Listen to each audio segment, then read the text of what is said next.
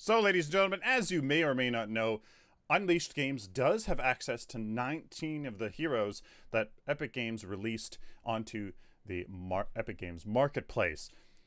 It is the intention to rework, tweak, balance these heroes in the vision that the community and Unleashed Games wants. So, of course, I have some ideas for the reworks.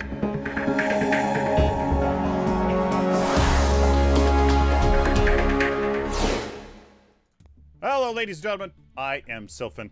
Welcome to a Hero Rework Idea video. These are just my ideas. Yes, I have access to some pretty cool documents, but this is just my ideas and is not a reflection of it in any way of what is actually going to happen.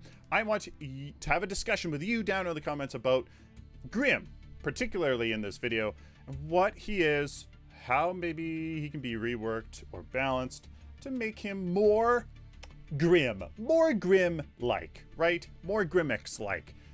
That is the whole point. Now, a couple things.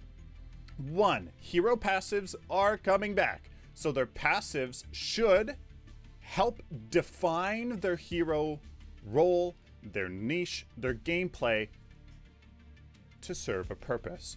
Two, and this is just my idea and maybe something I would like to see, is quest or build-up mechanics inherent to heroes' kits.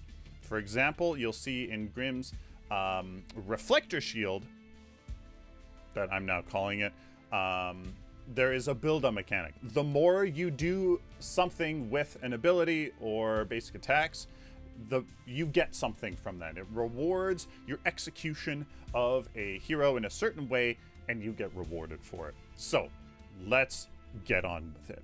GRIM.exe, I believe all heroes fill a certain niche. They fill either a purpose on, well, they do serve a purpose on the hero roster. They fill a niche. They're there for a reason. And they also have a gameplay style, and that is a part of how they fit.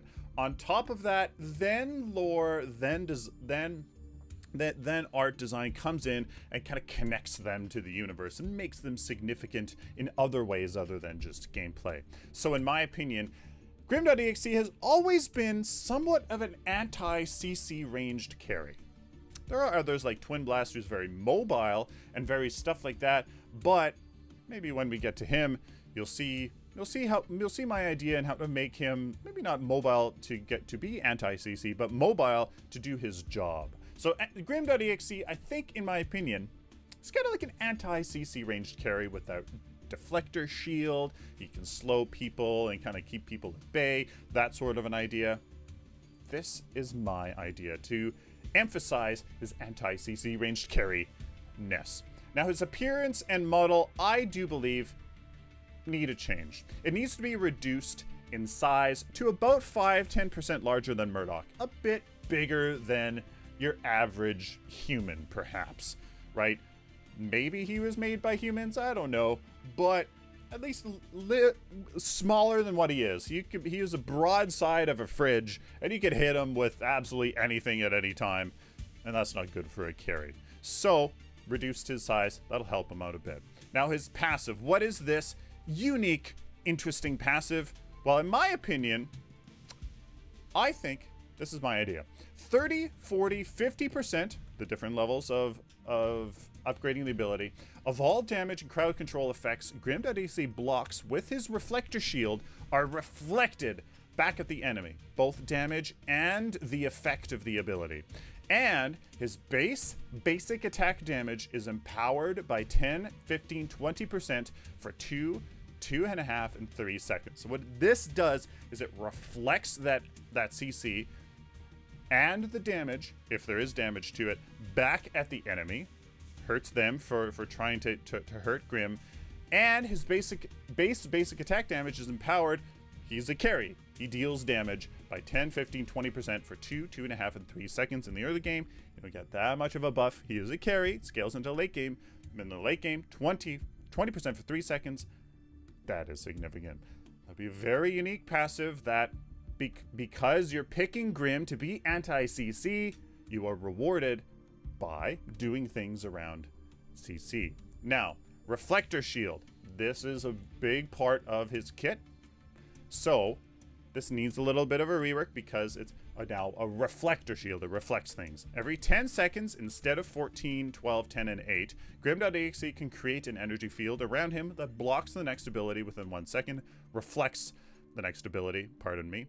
For each ability blocked, the cooldown of this ability is reduced by 0.25 seconds up to a maximum of 20 abilities blocked. So for every ability that you block, the lower this cooldown gets, up to a maximum of 20 times. So that is, what, 4 seconds? It goes down to a 6-second cooldown if you manage to block abilities, but 20 abilities throughout the course of a match. You can see how this rewards you for using his ability appropriately in the right situation. If you picked Grim and there's barely any CC or abilities for whatever reason, well, you don't get to build it up. You don't get to utilize his passive, emphasizing his niche, his purpose, his role. Pretty interesting. Now, displacement force. This is my idea to rework that really wonky ability that almost never worked as intended, and it was just kind of like, it was hard for, it was just next to impossible to use. Now it's called displacement force. Upon activation, Grim.exe's next basic attack will shoot an energy tether, something like his ult, maybe it just doesn't look as cool as his ult, that locks onto an enemy. So you activate it, and then you have to land your basic attack, or else the whole effect is null and void. Grim.exe can then displace the enemy in the direction of his choosing. You flick up, the enemy that you have tethered is shot back. You flick to the left, they go to the left or to the right, etc., etc. You can choose where to send the enemy. So if they're on a little bit of a ledge, you can shove them off the ledge if you activate the ability and you land your next basic attack, increasing that skill ceiling. Grim.exe can then displace the enemy in the direction of his choosing, can be used while moving, 10-second cooldown, and deals no damage. Quite interesting. Makes that ability increase his skill ceiling and something you can actually rely on, because his displacement blast was just not a thing. it actually dealt some pretty good damage if you really focused.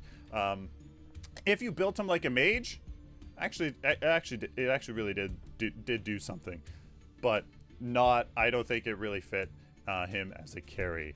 Now his ultimate, which is really cool. Again, he is a carry. It was kind of cool, but it also kind of filled the same purpose as Murdoch's ultimate. And I was like, how do we change it, fit his machine theme, fit his carry theme a little bit more? And this is an option. Upon activation, Grim.exe starts to charge up his central power unit. That thing that you see right there starts charging up. He gets a little bit bigger and bigger.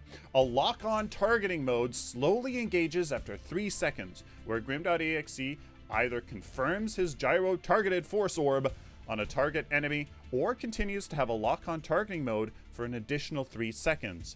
So you press your ultimate, your basic attack slowly your aim slowly starts automatically locking onto the targets that you switch to. He's a machine, kind of fits his theme of you should just, his auto aim. He's a machine, kind of fits that theme. After 3 seconds, though, you can choose whether to confirm again, to maybe hit your R again, to shoot out that energy orb, or don't shoot out the energy orb and keep that auto targeting on. Can be used while moving. It just keeps him mobile because you don't want to be a standing target for 6 seconds. It's kind of just not a really good idea. The damage of GTFO, however, if launched, is reduced from 100% total damage at that 3 seconds, once the very first moment you can shoot it, to 0% at the end. So you can't get 3 seconds of increasing auto aim and then 2.99 seconds of auto aim, and then confirm it right at the last millisecond to get another to get your GTFO off. No, the damage starts at 100% total damage at 3 seconds when you can first shoot it, and then it goes down to 0 at 6 seconds. So if you shoot it right at the last moment, it's basically going to deal next to no damage. So you have to choose. Do I want auto aim, or do I need a long range, you know, a long range energy blast? Really, really cool.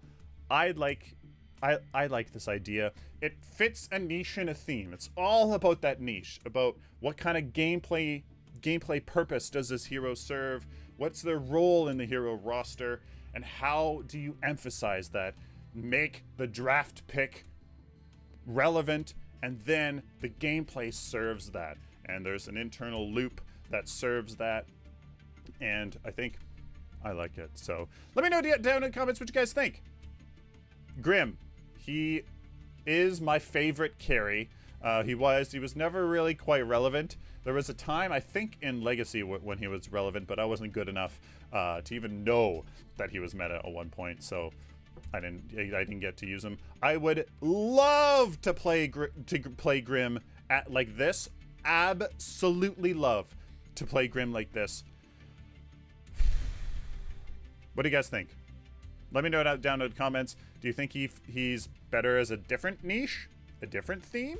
Do you like the idea of a hero passive? Do you like the idea of a certain ability getting stronger the more you use it well?